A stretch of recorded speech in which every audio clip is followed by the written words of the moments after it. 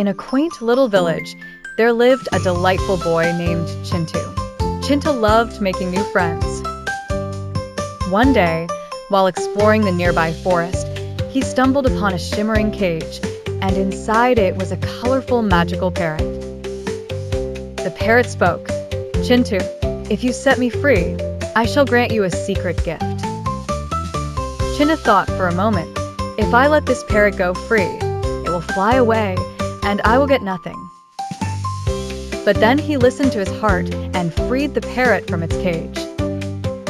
As soon as the parrot was free, it flapped its vibrant wings and placed a tiny magical wand in Chintu's hand. The parrot said, "This wand will always help you in times of trouble. You have shown friendship and kindness, and thus it is yours." From that day onward, Chintu learned that true friendship and a kind heart are always the greatest strengths. And then Chintu happily went back home and drifted off into the land of dreams.